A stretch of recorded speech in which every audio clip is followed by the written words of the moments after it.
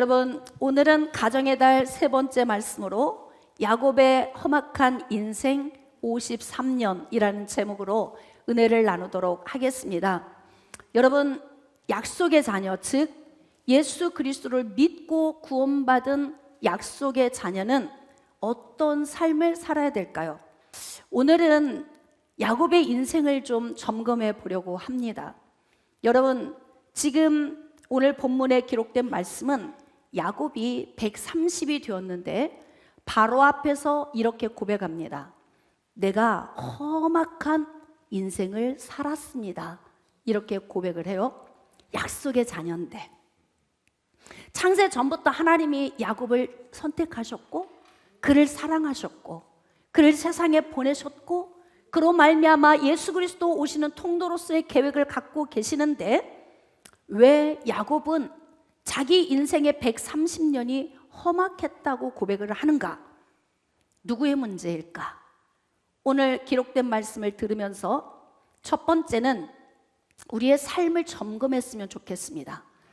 약속의 자녀는 어떤 삶을 살아야 되고 어떤 방식으로 살아야 되는지, 이 부분을 오늘 고민하셔야 되고, 두 번째는 약속의 자녀의 인생에 하나님은 어떤 방식으로 섭리하시는지, 이 부분 두 가지를 오늘 우리가 배우면서 우리의 삶에 적용했으면 좋겠습니다.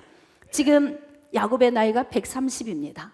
그런데 자신이 험악한 삶을 살았다고 이야기를 합니다. 도대체 어떻게 살았길래 자기 인생을 험악한 인생이라고 고백할까요? 일부 예배를 마쳤는데, 일부 예배를 마치고 한 집사님이 나가시면서 이런 얘기를 했어요. 목사님, 제가 꼭 야곱처럼 산 것 같습니다. 이렇게 고백을 하더라고요. 아, 그러면 이 집사님은 오늘 말씀을 들었구나.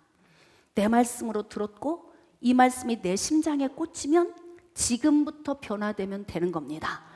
할렐루야. 우리는 오늘 주시는 말씀을 통해서 내일 잘 살아가기 위해서 마음에 새기는 것입니다. 자, 이제 130의 나이가 됐으니 야곱의 인생의 53년을 좀 거슬러 올라가서 77세 때의 사건을 먼저 다루도록 하겠습니다. 야곱 인생의 일막은 출생에서 77세까지입니다. 77세가 될 때까지 그렇게 큰 특별한 내용은 기록되어 있지 않고요. 딱 하나의 기록이 있습니다. 팥죽 한 그릇에 형의 장자권을 빼앗아 버렸던 사건, 그 사건이 하나 기록이 돼 있고, 77세가 되었는데 77세가 된 시점에 아버지 이삭이 형 에서를 축복하려고 했던 그 축복을 어머니와 자신이 변장을 하고 그리고 아버지를 속여서 복을 가로챘던 그 사건이 77세에 있었습니다. 지난주에 이삭에 대해 다루면서 그 부분을 좀 다뤘었어요. 자, 그러면 이제 형을 속이고 복을 가로챘던 야곱에게 안전이 보장되어지지 않는다는 거예요. 왜냐하면 형 에서의 마음에 동생을 향한 분노가 들끓었기 때문에 기회만 되면 내가 동생 야곱을 죽이리라, 이렇게 분노의 칼을 갈고 있습니다. 그렇기 때문에 이삭과 리브가는 동생 야곱을, 그때 나이 77세인데요, 밧단 아람에 있는 외삼촌에게로 보냅니다. 자, 그래서 집을 떠납니다. 빈손으로 집을 떠나가게 됩니다. 집을 떠나는 날 노중에서 밤에 잠을 잡니다.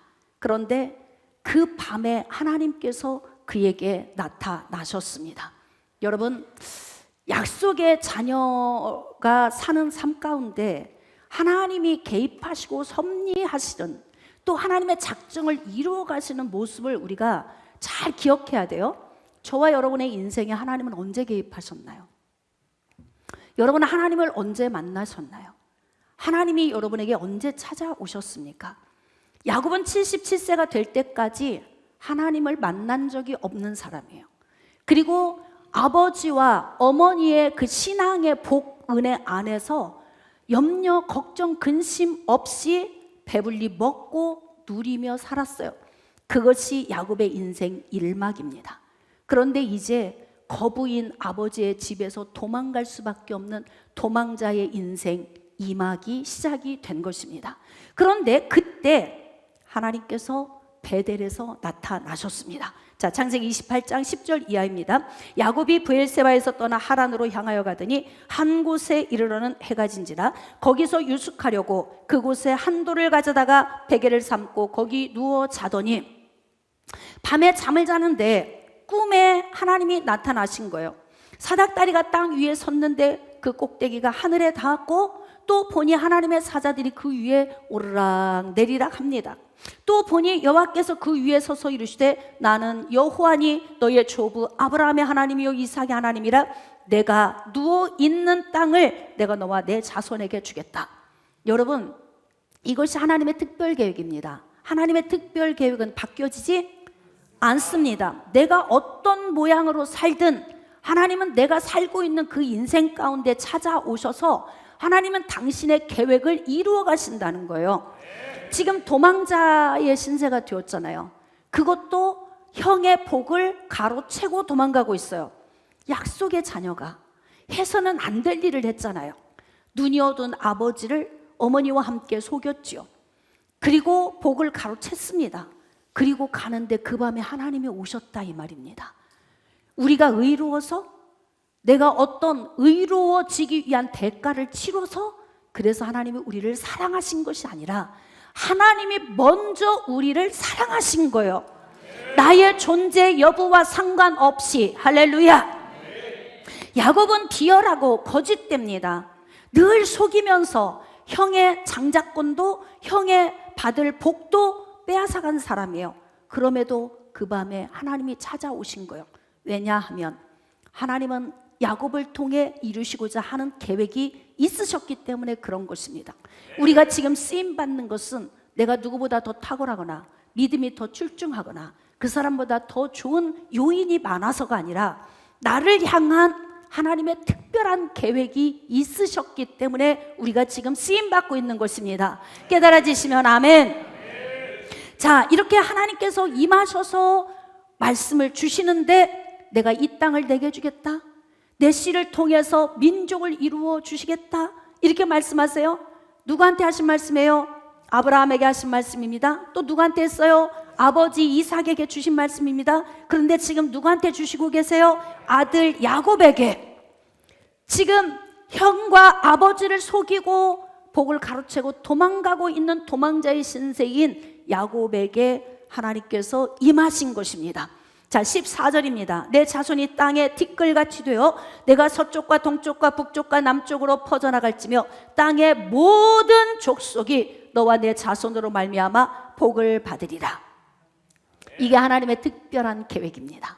예수 그리스도 오시는 통로, 범죄함으로 인하여서 죽은 인생들을 살리시기 위해서 예수님을 보내시기 위한 하나님의 계획이 이렇게 약속의 자녀를 통로로 사용해서 당신의 목적을 이루어 가시기 때문에 내가 어떤 사람인가, 내가 어떠한 삶을 사는가, 여기에 하나님은 초점을 두지 않고 나를 향한 계획을 무조건 하나님은 실천해 나가십니다.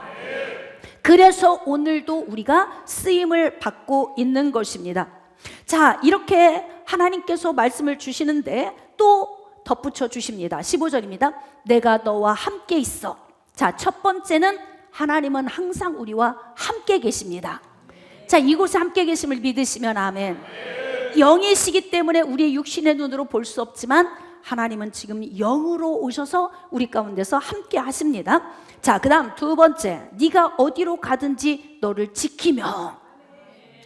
함께 하시는 하나님은 내가 가는 곳마다, 내 발걸음 닿는 곳마다, 내가 앉고 서는 자리마다 하나님은 함께 하신다는 거예요.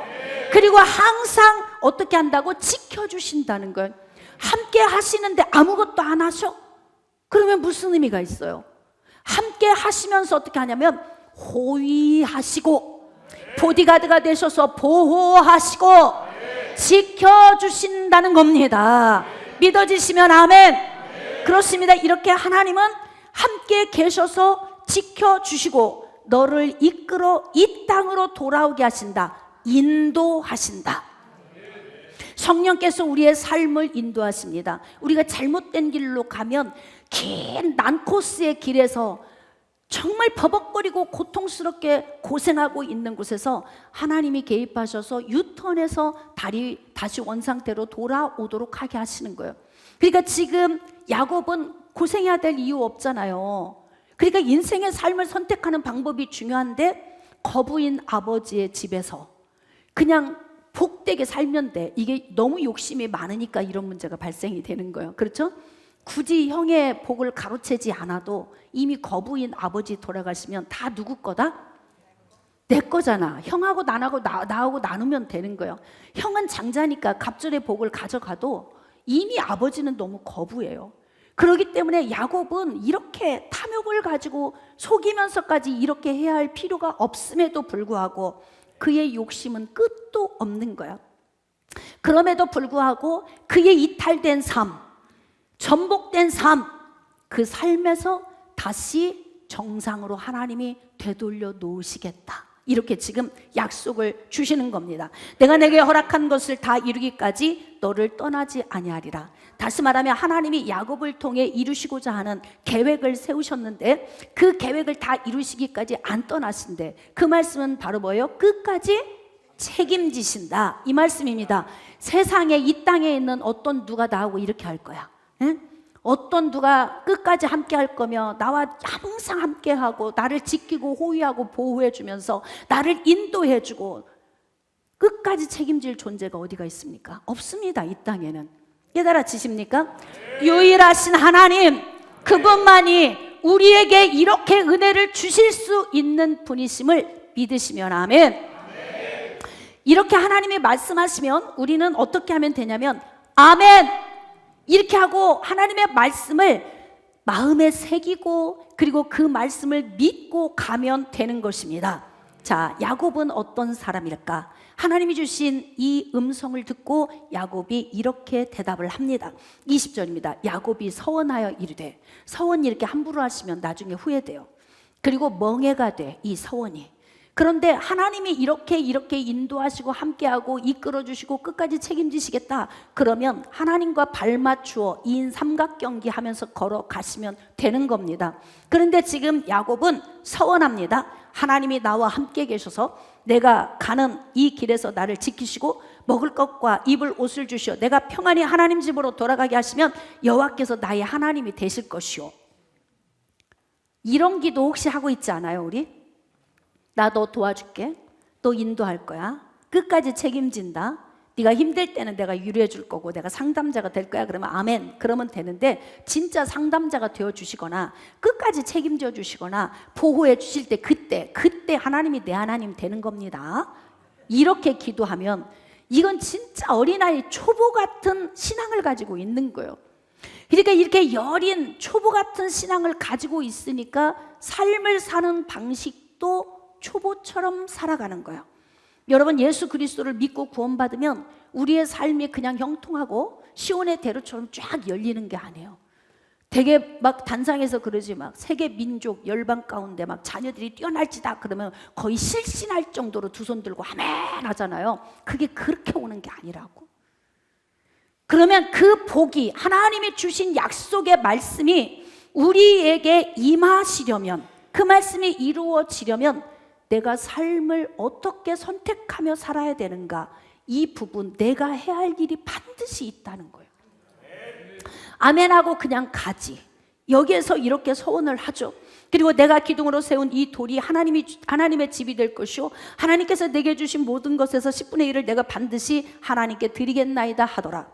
자, 이제 호언장담하고 하나님께 서원했어요.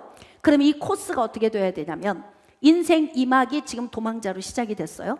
그러면 밧단 아람으로 가서 삼촌 집에서 안정감을 찾고 하나님이 돌아가라. 그러면 돌아와서 베델로 바로 와야 되고, 베델에서 제단을 쌓고 그리고 어디로 가야 되냐면 아버지의 집으로 바로 가야 됩니다. 이게 유턴해서 돌아오는 코스예요.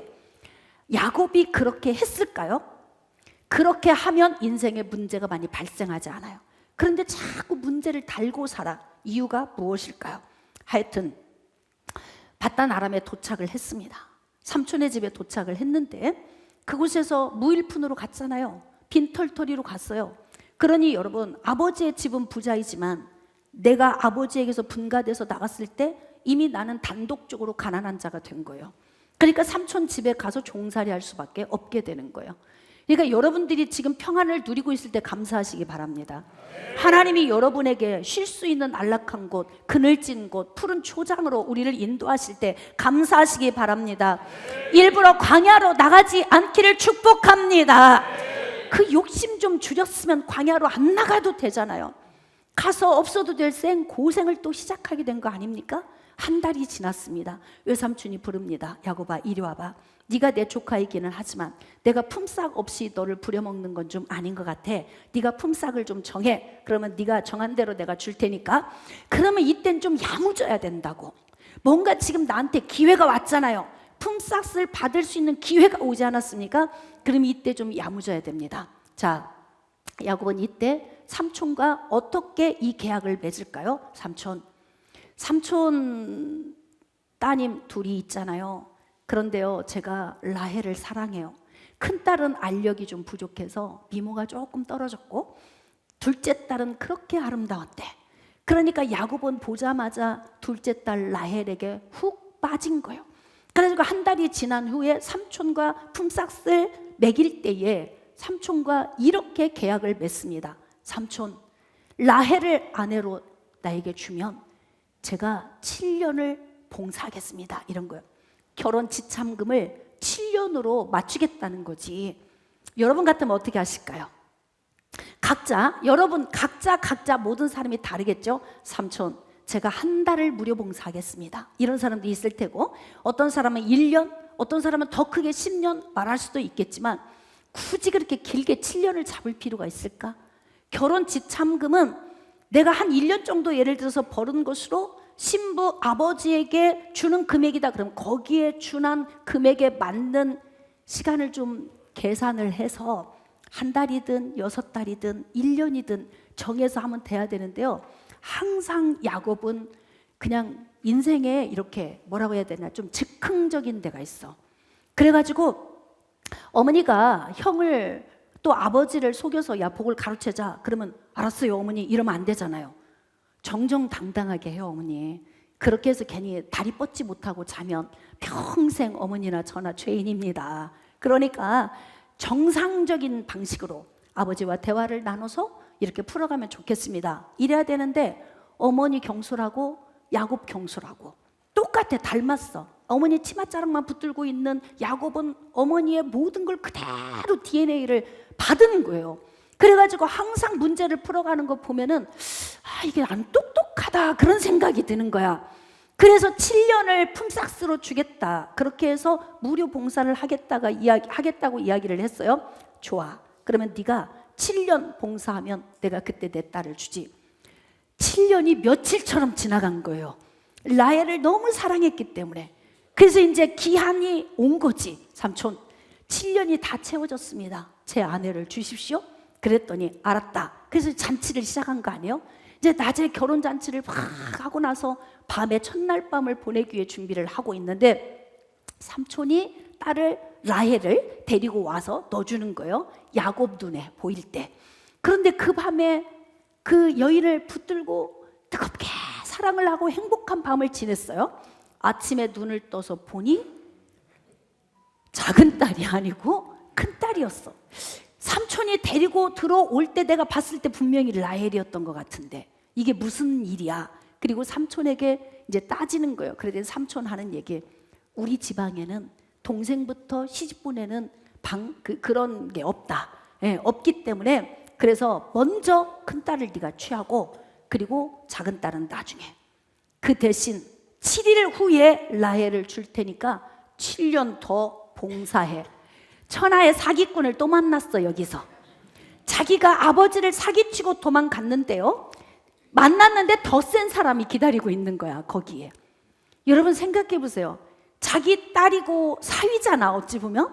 근데 사위인데 어떻게 무료 봉사 14년을 하게 합니까? 그러니까 더 센 사람을 만난 거지. 여러분 뭘 피하려다 뭘 만났다 뭐 이런 얘기 있잖아요. 그래서 내 삶에서 만족하고 감사하고 안정감 있는 삶을 선택하고 가는 것이 복된 인생입니다. 자, 그래가지고는 14년 동안 무료 봉사를 했어요.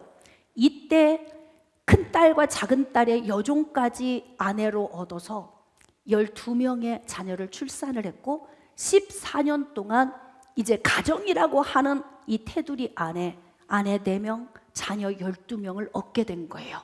그런데 가만히 생각해 보니까 돈이 한 푼도 없네. 예? 그냥 장인 어른의 그늘 아래에서 살면 그저 의식주 문제만 겨우 해결하고 사는 그런 신세밖에 안 되겠는 거예요. 그런데 지금 야곱은 너무나 고향으로 가고 싶어. 그래서 삼촌에게 찾아갔어요. 삼촌, 저 고향으로 가고 싶습니다.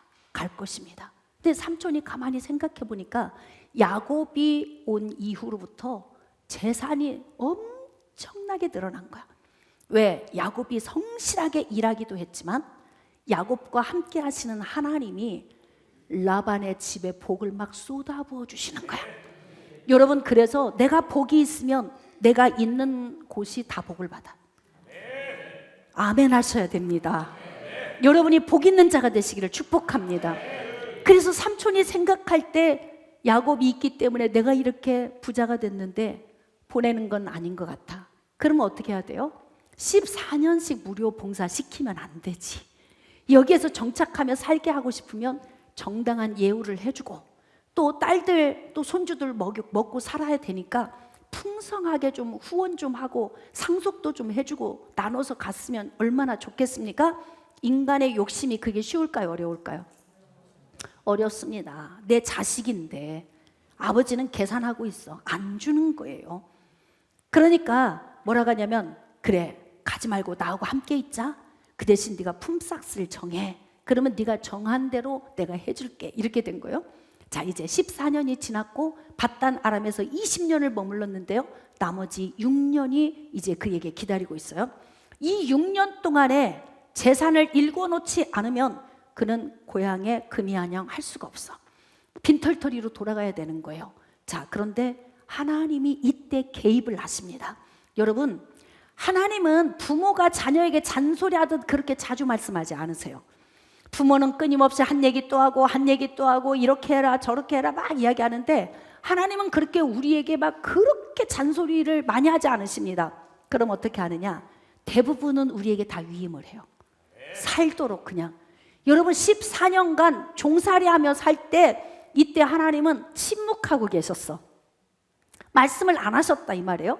그런데 중요한 건 6년 동안 재산을 일구어서 고향으로 돌려보내야 예수 그리스도 오시는 통로가 되기 때문에 이때 하나님이 개입하셔야 될 때가 된 거예요. 그래서 하나님께서 꿈으로 나타나셨습니다. 자, 꿈으로 어떻게 나타나셨냐면 야곱의 꿈속에 한 그림이 그려지는데 염소와 양이 교배할 시기가 됐는데요. 그 뒤에 타고 있는 모든 종자가 검은색, 아롱진 것, 점 있는 것들이 막 올라탄 거야. 그러니까 야곱이 깨달았지. 아, 그렇구나. 앞으로 태어날 새끼들은 검은 것, 점 있는 것, 아롱진 것, 이것이 태어나게 하겠다는 하나님의 사인이구나. 여러분, 시시때때로 하나님은 우리에게 꿈으로, 환상으로, 이상으로, 음성으로, 때로는 주변에 있는 어떤 환경적인 요인으로 우리에게 음성을 주실 때가 있거든요. 이때 빨리 깨달아야 됩니다. 약간 그래도 머리가 똑똑하니까 하나님이 주신 계시의 그 꿈이 깨달아진 거예요. 그래서 지금 삼촌과 협상을 시작을 합니다. 그러면 삼촌, 제가 품삯을 정하겠습니다. 앞으로 태어나는 모든 짐승 가운데 검은 것, 아롱진 것, 또 점이 있는 것, 이런 것이 태어나면 다 저에게 주십시오. 그 대신 지금 현재 검은 것, 아롱진 것, 점 있는 것은 삼촌 자녀들에게 다 목축하게 하고 저에게는 흰 것만 주세요. 그리고 앞으로 태어나는 것이 이런 것이 태어나면 저에게 품삯으로 주시면 됩니다. 어때요? 이거 좀 할만해요? 지금 야곱은 꿈을 소망으로 가지고 있어서 제안을 하는데 라반이 생각할 때는 아유 멍청하구나. 이 흰 것만 남겨놓으면 어떻게 검은 게, 아롱진 게, 점 있는 게 나오겠어? 그리고 막 아싸! 그리고 삼촌이 기분 좋게 승낙을 한 거예요. 그렇게 해서 이제 색깔이 있는 것은 한쪽으로 분리를 시켜놓고 하얀색 짐승만 남은 거예요. 그런데 있잖아요, 태어나는 것들이 전부 검은색, 아롱진 것. 아멘을 안 하시네요. 하나님은 누구 편이시다? 그럼 야곱 편인데요, 야곱은 약속의 자녀예요. 저와 여러분은 예수 그리스도 믿고 구원받은 약속의 자녀입니다. 이 시대의 야곱들이요, 하나님은 내 편이십니다. 자, 외쳐봅시다. 하나님은 내 편이십니다. 다시 야무지게, 하나님은 내 편이십니다. 그럼요, 여러분, 그 단풍나무, 신풍나무, 버드나무 이렇게 도려가지고 얼룩얼룩한 것을 보고 물을 마시면서 새끼를 베서 그게 태어날 수 있겠습니까? 예? 그것은 야곱의 소망이었지, 소망. 예? 소망이었고, 하나님께서는 유전자까지 하나님이 역사하셔서 그렇게 해서 태어나는 것마다 야곱에게 재산을 막 넘겨주는데, 왜 하나님이 이렇게 개입하셨냐면 지금까지 라반이 해온 그 인색함을 하나님이 다 보셨다는 거예요. 그렇기 때문에 야곱, 네가 억울하다. 네가 14년을 무료 봉사했기 때문에 어디 가서 열심히 일해서 14년이면 재벌이 될 수도 있어요. 맞죠? 14년이면 재벌이 될 수도 있다니까요. 자, 그런데 14년을 무료 봉사했는데도 삼촌이 너무 인색하니까 하나님이 개입해서 막 쏟아부어 주시는 거예요. 한 6년 동안 거부가 된 거야, 야곱이요. 그런데 삼촌이 볼 때 희한한 거지, 이게. 그래서 자꾸 소문이 나. 도둑질해 간 거야, 훔쳐간 거야, 막 이렇게 이야기가 나오는 거예요. 자, 이때 하나님께서 다시 또 개입을 하십니다. 20년이 될 때쯤에 하나님이 임하셔서 뭐라고 말씀하시냐면, 야곱아, 내 아버지의 땅으로, 네 고향으로 돌아가라, 이렇게 말씀하시는 거예요. 자, 그러면 아버지의 집으로 돌아가라는 하나님의 명령이 있으면 하나님 어떻게 갈까요? 방식을 물어봐야 될 거 아니에요? 여러분, 약속의 자녀들이 인생의 삶의 방식을 잘못 선택하면 인생이 후퇴하게 됩니다. 예수 안에 있다고 무조건 전진? 천만의 말씀이요. 그렇게 인생이 쉽지 않아요. 인생은 하나님께서 우리에게 위임하셨어요. 창세기 1장 28절에서 생육하고 번성하고 충만하라. 누가 해야 돼요? 내가 해야 되는 거예요. 땅을 정복하라. 누가 해야 되는 겁니까? 땅에 있는 모든 생물을 다스리라. 누가 해야 됩니까? 내가 해야 되는 거예요. 인생에 어떤 문제가 오면 내가 이 문제를 어떻게 풀어갈 것인지 선택을 해야 되는 것입니다. 자, 그러면 어떤 방식으로 이 문제를 풀어가야 될까? 여러분, 6년 동안 하나님이 재벌가가 되게 하셨어요. 그러면 삼촌과 분리할 때 이게 간단하게 해결될 문제는 아니에요. 이 재산을 가지고 고향으로 돌아간다고 하면 욕심 많은 라반이 흔쾌히 안 하겠죠. 그러나 내가 할 수 없는 것은 어떻게 한다? 하나님께 맡기고 기도한다. 하나님, 삼촌이 잘 도와주지 않을 텐데 하나님의 때가 되었고 하나님이 명령하셨으니까 하나님이 삼촌의 마음을 감동시켜서 아주 사랑하는 마음으로 나를 도와주고 보낼 수 있도록 모든 분위기를 하나님이 주장하여 주세요. 기도하고 원리대로 풀어가야 되는데, 야곱 스타일은 어떤 스타일이다? 굉장히 경솔하고 앞서가는 스타일이다. 항상 하나님을 앞서가는 거야, 모든 문제에. 그러니까 인생의 문제가 턱턱 터지는 거예요. 야반도주 해버린 거예요. 그냥 도망왔어요. 그래도 장인인데, 그리고 부모 자식 간인데 마지막 인사는 하고 와야 될 거 아니에요. 그런데 그냥 자녀들 다 데리고 짐승, 자기의 모든 소유를 섬기는 자들과 함께 다 데리고 도망가 버렸습니다. 이 사실을 사흘 뒤에 라반이 알게 된 거예요. 그러면 또 어떤 문제가 발생해요? 쫓고 쫓기는 문제가 발생하지. 왜 이렇게 살아, 인생을? 예?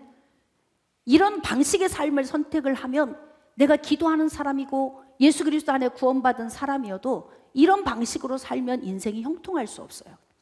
그렇기 때문에 우리는 모든 문제를 풀어가면서 이 방법이 굉장히 중요하다는 거예요. 그래서 삼촌 라반이 뒤쫓아옵니다. 이걸 그냥 보낼 수 없어. 그럼 만나면 무슨 문제가 발생하겠습니까?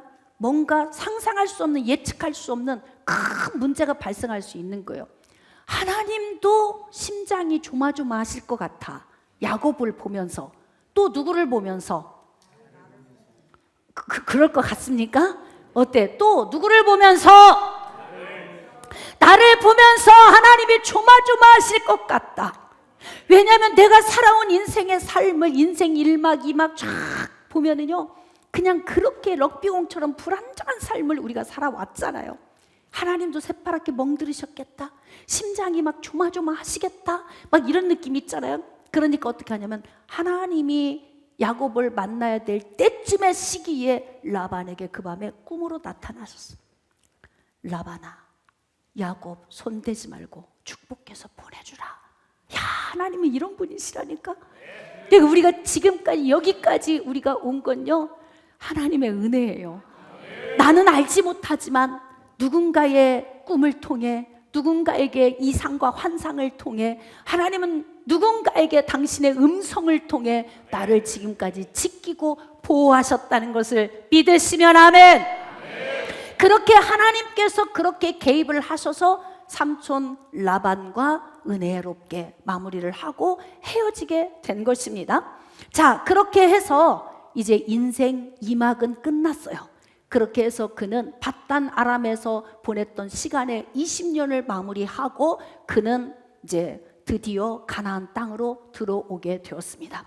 가나안 땅으로 들어왔습니다. 자, 그러면 가나안 땅에서 어떻게 해야 될까요? 베델로 먼저 올라가야 합니다. 아까 제가 얘기했죠? 서원했던 장소, 그곳으로 갔다가 그 다음 코스가 어디로 가야 될까요? 아버지와 형이 있는 곳으로 가서 문제를 빨리 해결하고, 그리고 다리 뻗고 자야 돼. 아직까지는 다리를 뻗고 잘 수 없어요. 왜냐하면 범죄하고 도망갔기 때문에. 기소중지자잖아. 언제라도 걸리면 그는 감옥에 들어가야 되는 그런 사람들처럼 다리를 뻗고 자지 못하는 신세인 거예요. 자, 그런데 야복강 나루터에 왔는데요, 이때부터 심장이 조여오기 시작하는 거야. 가나안 땅에 들어와서. 왜? 자기를 향해 분노의 칼을 갈고 있을 형을 생각하니 숨이 턱턱 막히고, 그리고 그렇게 보고 싶은 아버지가 자기를 신뢰하지 못하고 얼마나 원망하며 비호하고 있을까를 생각을 하니까 다리를 뻗고 잠을 잘 수가 없는 거예요. 그러니까 야곱은 가나안 땅에 들어와서 이 아버지와 또 형과 묶여있는 문제를 풀어야 됩니다. 여러분, 어떤 문제든지 있으면 빨리 해결하고 가세요. 그래야 다리 뻗고 자는 거예요. 할렐루야. 그거 해결하지 않으면 그 문제 때문에 자꾸 다른 문제가 또 결부가 되는 거예요. 야복 나루터에 와서 가족들을 야복강 나루터 저쪽으로 옮겨놓고 그 밤에 자기는 거기에서 근심에 쌓여 있는 거예요. 하나님이 이때 또 나타나셔. 또 찾아오시는 거예요. 여러분, 인생의 힘든 그런 골목마다, 굽이굽이 힘든 인생의 삶을 살 때마다 하나님이 우리에게 찾아오십니다. 우리 스스로 힘으로 뭘 할 수 없을 때, 내 힘으로 할 수 없을 때 하나님은 우리를 도우시기 위해서 역사하시는 거예요. 그 밤에 하나님이 오셔서 야곱과 씨름합니다. 이때 하나님이 야곱에게 무엇을 요구하셨을까요? 이때 하나님이 오셔서 씨름하면 무릎 꿇고 회개해야 돼. 하나님, 제가 지금까지 살아온 삶이요, 이렇게 사기꾼적인 기질이 있었고요, 또 가가지고 즉흥적으로 인생에 본 깊은 생각 없이 툭툭 말 뱉어놓고 막 손해볼 짓만 하고 인생 낭비하고 막 그런 삶을 지금까지 불안정하게 살아온 자예요. 하나님, 형의 문제와 아버지 문제 해결해야 되는데요, 제 힘으로 할 수 없어요. 용서해 주세요 하고 기도해야 되는데요, 죽고 살기로 씨름하는 거예요, 하나님하고. 에? 누구 닮았다? 누구 닮았다? 나를 보는 것 같다. 에? 막 죽고 살기로 씨름하는 거예요. 하나님께서 이길 수 없다 생각하신 거예요. 자, 여기서 퀘스천. 하나님이 힘이 부족하셨나? 금식하시고 힘이 딸리셨던 걸까? 에? 왜 하나님이 야곱을 이기지 못했던 거예요? 이기지 못했다 이 의미 속에는 야곱이 자신을 꺾지 않았다, 자기 자신을 회개하지 않았다, 그 뜻이에요. 그래, 하나님은 회개를 할 때에 우리가 스스로 감동해서 회개하기를 원하시지, 회개해! 그래가지고 이렇게 안 시킵니다. 그러니까 뭐냐면 하나님이 그냥 포기하신 거예요. 그리고 뭐라고 하시냐면, 제발 너 이제 야곱으로 살지 말고 이스라엘로 살아라. 응? 사기꾼처럼 살지 말고 좀 변화된 삶을 살아, 알았지? 앞으로는 이스라엘로 살라고. 그리고 하나님이 생각하실 때 그렇게만 하고 하나님이 떠나시면 에서가 와서 야곱을 죽일 거야. 이것이 불보듯 뻔하잖아요. 그러니까 하나님이 그냥 환도뼈를 훅 치셨어. 그래가지고 절뚝절뚝 절개된 거예요. 형이 400명의 사람을 이끌고 야곱을 죽이려고 옵니다. 그런데요, 야곱이 형에게 나가는데요, 절뚝 걸어옵니다. 그런데 하나님께서요, 에서의 마음을 만지시는 거예요. 그렇게 나를 속이고 갔으면 자리라도 살다 오던지, 응? 저렇게 장애인이 돼가지고 왔으니 막 이 긍휼한 마음을 하나님이 부어주시니까요, 에서가 와가지고는 야곱을 끌어안고 막 둘이 통곡하고 오는 거예요. 그래서 하나님이 개입하셔서 그 문제를 해결을 해주신 거예요. 그래서 형이 얘기하는 거예요. 우리 같이 가서 살자, 함께. 이게 핏줄 아닙니까? 그런데 야곱이 또 여기서 또 이상한 짓을 또 해. 형 먼저 가세요. 내가 지금 바로 따라가면요, 지금 다 지쳐 있는데 다 죽을 거예요. 그러니까 형이 먼저 가면 제가 바로 따라서 가겠습니다. 그럼 말 한 대로 해야 맞죠? 형은 보내놓고 자기 쓴 숲곳에 우리간을 짓고 거기서 정착하는 거예요. 근데 자기가 있어야 될 곳이 아닌 자리에 있으면요, 그때부터 막 잃어버리기 시작하는 거야. 그래서 그곳에 우리간을 짓고 있다가 세겜 성읍에 있는 곳에 도착을 해서 세겜 성읍에서 정착을 하고 사는데요, 거기에 도착해서 자기 딸, 외동딸, 딱 하나 있는 외동딸, 아들만 지금 11명 낳았고 디나 해가지고 12명이에요. 그런데 그 딸이 세겜을 통하여서 강간을 당하는 문제가 발생됩니다. 지금 시대하고는 좀 다른 시대예요. 예? 그 시대, 수천 년 전에 있었던 그 사건의 시대, 그때는 지금보다 성에 대한 개념이 더 철저한 시대였어. 그런데 내 딸이 강간당했다 이 말이에요. 없어도 될 문제가 발생한 거지. 예? 내가 내 인생에 선택을 잘못하고 가면, 난코스를 선택하고 가면 없어도 될 고생하는 거예요. 없어도 될 문제 발생되는 겁니다. 그렇기 때문에 우리는 어떻게 해야 되냐면, 인생의 삶을 갈 때에도 여러분 쉬운 길로 가세요. 할렐루야. 직진으로 가십시오. 자꾸 이탈된 길로 가지 말고. 할렐루야. 그래서 그 딸이 강간을 당했는데요, 그 문제 때문에 어떤 문제가 발생이 되냐면, 오빠들이 강간당한 여동생의 문제에 개입을 하게 되는 거야. 그래가지고 세겜 성읍에 있는 남자들에게 할례를 요구하고, 할례를 받고 아파서 누워 있을 때 그냥 그들이 들어가서 어떻게 했냐면 세겜 성읍에 있는 남자들을 다 죽이게 돼. 하루아침에 자식들이 다 살인자가 되는 거예요. 왜 이렇게 험악한 인생이에요? 바로 앞에서 130살에 지금 바로 앞에서 자기 인생을 고백하는데요, 내 나이 130입니다. 그런데 내가 지금 험악한 인생을 살았습니다. 인생 2막 끝나고 가나안 땅에 들어와 인생 3막이 시작이 됐는데, 순조롭게 갈 수 있는 길이 있는데도 불구하고 뺑뺑 인생을 돌아서 가서 자기 주변에 있는 사람들이 다 잃고 손해를 보게 만드는 그런 어리석은 인생을 살게 되는 거예요. 이때 우리 궁금하죠. 하나님 왜 안 도와주세요? 왜 되는 일이 없어요? 왜 하는 일마다 안 되는 거예요? 자, 음성 듣기 시작. 거기는 내가 원하는 곳이 아니야. 네가 서 있는 곳은 내가 원하는 자리가 아니라고. 내가 원하는 자리로 와. 지금은 우리가 예배드리는 자리에, 하나님이 원하시는 자리에 지금 여러분이 계신 거예요. 그래서 복을 받게 되는 것입니다. 그런데 거기에서 세겜 성읍에서 자녀들이 또 이제 살인을 하게 되는 문제가 발생이 되었잖아요. 자, 하나님이 이때 또 나타나셔서 임하십니다. 자, 창세기 35장 1절 이하의 말씀. 하나님이 야곱에게 이르시되 일어나 베델로 올라가서 거기 거주하며 내가 내 형 에서의 낯을 피하여 도망하던 때에 내가 나타났던 하나님께 거기서 제단을 쌓으라 하신지라. 오자마자 베델로 갔어야 되는데 베델로 가지 않고 이탈된 장소에 있으면서 험악한 인생을 본인이 만들어 가고 있다. 깨달아지십니까? 이해되시면 아멘. 그러므로 약속의 자녀인 저와 여러분이 인생을 살아감에 있어서 어떠한 삶을 선택하며 살아야 하는 것은 지혜가 좀 필요하다는 거예요. 그럼 우리는 어떤 지혜가 필요하냐? 성경 말씀을 읽고 묵상하면서 나는 야곱처럼 살지 말아야지. 또 인생을 잘 사는 사람이 있으면 나는 바울처럼 오직 예수님 붙들고 모든 것을 배설물로 여기고 살아야지. 우리가 배우는 거예요. 성경 말씀을 통해서 삶을 사는 법을. 할렐루야.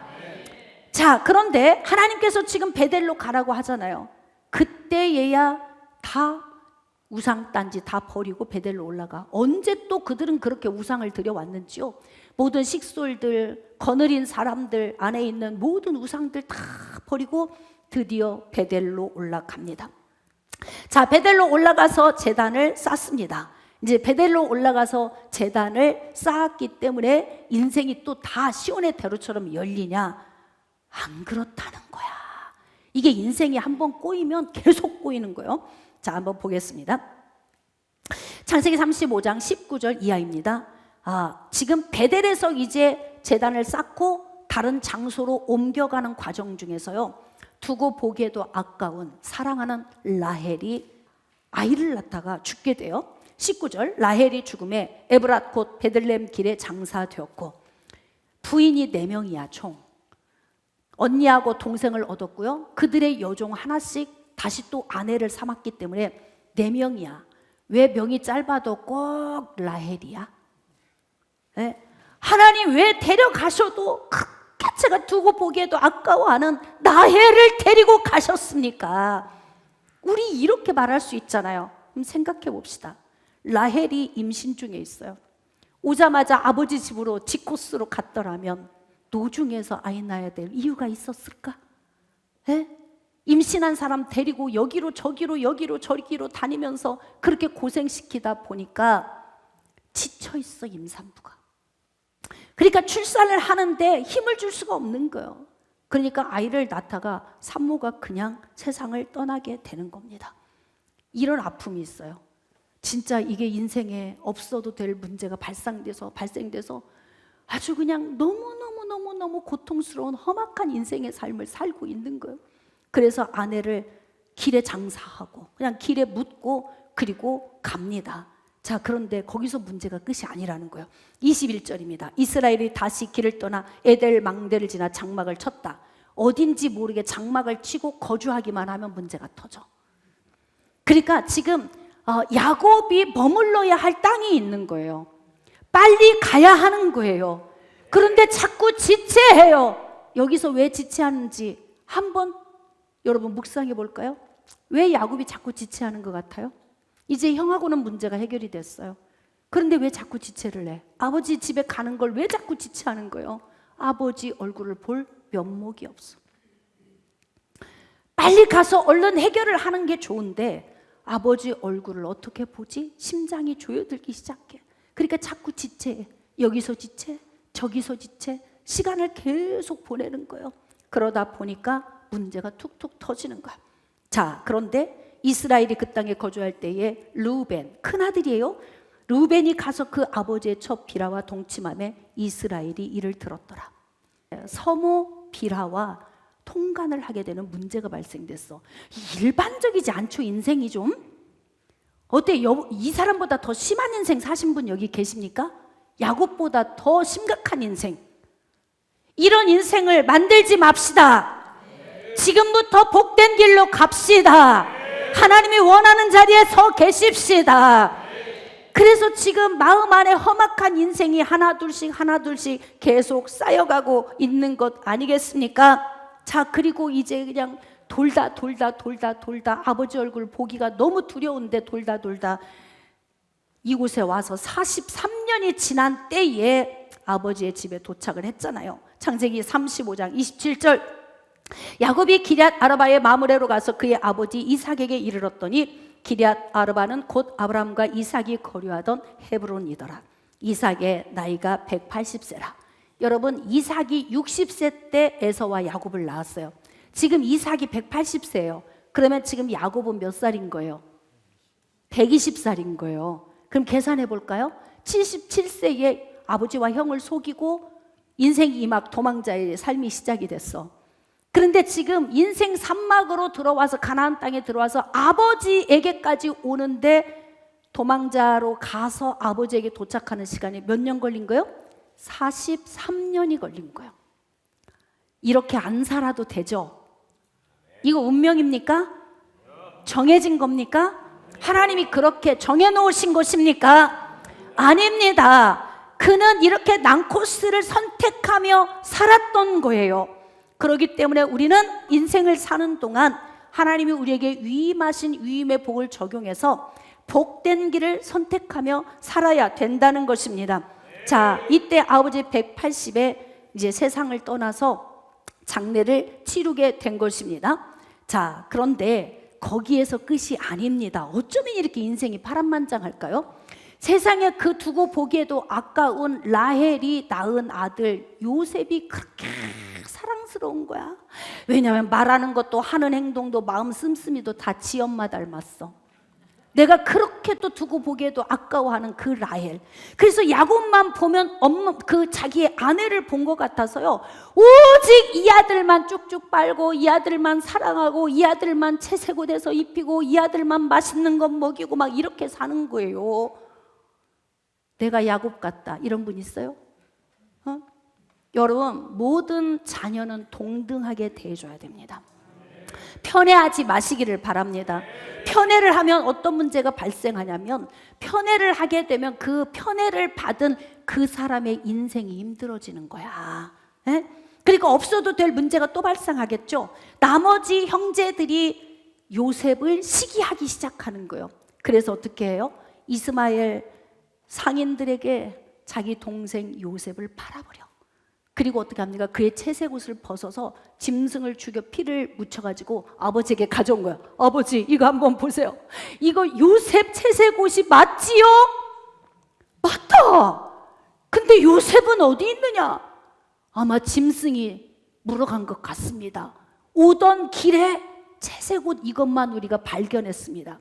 그러니 야곱 인생에 사랑하는 아내 라헬 죽었지, 딸 디나 강간당했지, 지금 요셉 죽었지, 짐승이 물어가 버렸잖아요. 형들이 지금 애굽에 팔았는데 야곱은 죽었다고 생각을 하는 거잖아요. 이보다 더 파란만장할 수 있을까? 인생이? 그런데 어떻게 야곱은 지금 현재 그 이후 10년이 흐른 130세에 바로 앞에 서게 됐을까? 인생 사막이 다시 시작이 됩니다. 그것은 다음 주에 요셉에 대한 말씀을 묵상하면서 증거하도록 하겠습니다. 사랑하는 여러분, 오늘 말씀을 통해서 두 가지 체크를 하셨나요? 나는 인생을 살아가는 방식을 어떻게 선택하고 살았나? 또 두 번째, 이렇게 살아가고 있는 내 인생에 하나님이 언제 어떻게 개입하셨었는가? 이것이 여러분 깨달아지셨습니까? 사랑하는 여러분, 우리가 가정의 달을 맞아서 이렇게 족장들의 삶을 우리가 돌이켜 보는데, 약속의 자녀가 되었다고 복이 거저 오는 것이 아닙니다. 반드시 우리가 인생을 사는 것은 우리의 삶을 선택하는 지혜로운 방법이 있어야 복된 길로 갈 수 있다는 것입니다. 그러나 우리가 어떤 모습으로 살아도 하나님은 우리를 버리지 않습니다. 끝까지 책임지십니다. 우리 힘으로 할 수 없을 때 하나님이 개입하셔서 도우십니다.